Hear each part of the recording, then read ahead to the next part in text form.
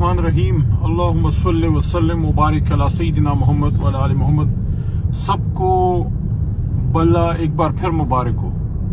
तो Peshawar high court से तारीखी फैसला आया है और पाकिस्तान तहरीक इंसाफ को हमें हमारा इंतखाबी निशान जो है वो वापस मिला है। इंशाअल्लाह मैं पूरी उम्मीद हूँ कि जल्दी लीडर भी इंशाअल्लाह बाहर निकलेगा। इमरान खान साहब बाहर निकलेंगे और वो इस कैंपेन को खुद लीड करेंगे। लेकिन बहुत बड़ी कामयाबी हमें मिली है और मोहतरम पेशावर हाई कोर्ट ने अपनी रवायात को बरकरार रखते हुए तारीखी फैसला दिया है और मुश्किल हालात में मशअल राह बनी है मुल्क की तमाम अदालतों के लिए। हमारी लिए तमाम अदालतें बहुत ही काबिल एहतराम है, चाहे वो कोई हाई कोर्ट हो, of course supreme court of Pakistan, या कोई मातहत अदालतें हों। लेकिन पेशावर हाई कोर्ट ने इन हालात में, मुश्किल हालात में फैसले दिए हैं और इससे मैं समझता हूं कि आज के फैसले से जमहूरियत मजबूत होगी, सियासी जमातें, पूरा जमहूरी निज़ाम मजबूत होगा। क्योंकि किसी भी सियासी जमात से अगर आप उसका इंतखाबी निशान लेते हैं तो बुनियादी तौर पे उसके लाखों करोड़ों जो वोटर सपोर्टर होते हैं उनको वो परेशान हो जाते हैं और वो उनका जमहूरी अमल पे एतमाद कम होता है। तो इससे जमहूरियत पे लोगों का एतमाद बहाल होगा, जुडिशरी पे मजबूत होगा। और मैं समझता हूँ कि ये अब 8 फरवरी को इलेक्शन कराने की राह में जो मसाइल थे, जो मुश्किलात थे, वो रास्ते अब इंशाल्लाह हमवार हुए हैं आज के फैसले से। और जो सुप्रीम कोर्ट के चीफ जस्टिस मोहतरम फाइज ईसा साहब ने, काजी फाइज ईसा साहब ने जो एक लैंडमार्क जजमेंट दी थी कि चाहे कुछ भी हो जाए लेकिन 8 फरवरी को इलेक्शन होगा, तो ये आज का फैसला उस फैसले को भी मजबूत करता है, उस फैसले के रास्ते को मजीद हमवार करता है। अब मैं तमाम सियासी जमातों को मैं ये समझता हूँ कि हम सबको अब इलेक्शन में उतरना चाहिए, इलेक्शन में जाना चाहिए।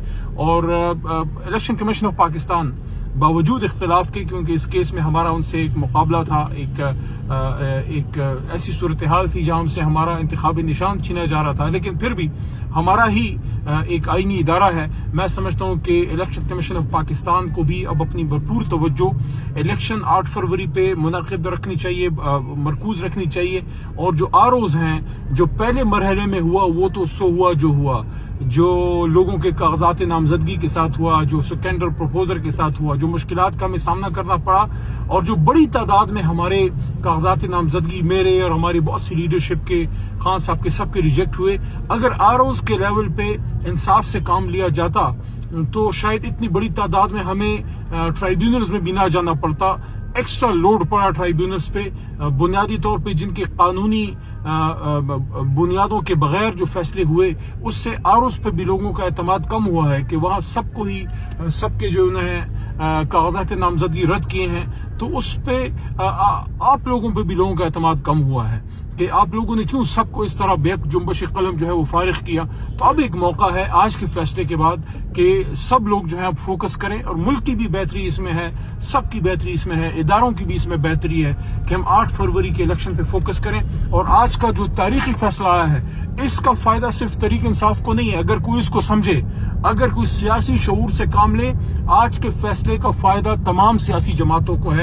क्योंकि जब सियासी निजाम मजबूत होगा तो जमहूरी सिस्टम मजबूत होने से तमाम सियासी कारकुन, तमाम सियासी जमातों के लिए आगे का रास्ता जो है वो मजीद आसान होता है सियासी सफर के लिए। पाकिस्तान के लिए मेरी दुआ है कि आज का फैसला हमारे लिए एक तारीखी फैसला साबित हो और इससे पाकिस्तान की तरक्की की नई राहें खुलें और जो मुश्किलात का एक दौर रहा है वो अब बेहतरी की तरफ जाए। मैं समझता हूं पाकिस्तान तहरीक इंसाफ के तमाम नुमाइंदे और जितने भी हमारे कैंडिडेट्स हैं उनको मौका मिलना चाहिए कि वो 8 फरवरी के इलेक्शन के लिए सुप्रीम कोर्ट के हुक्म की रोशनी में वो अपनी कैंपेन करें। कहीं कोई कदगन नहीं होनी चाहिए, कहीं कोई गैर जरूरी पर्चे नहीं होने चाहिए। तहरीक इंसाफ के लोगों को जितनी मुश्किलात का सामना था वो सिलसिले अब रुक जाने चाहिए और हम सबको अब एक इलेक्शन की तरफ और इलेक्शन के बाद एक नए सुबह, एक नए आगाज की तरफ जाना चाहिए। पाकिस्तान जिंदाबाद।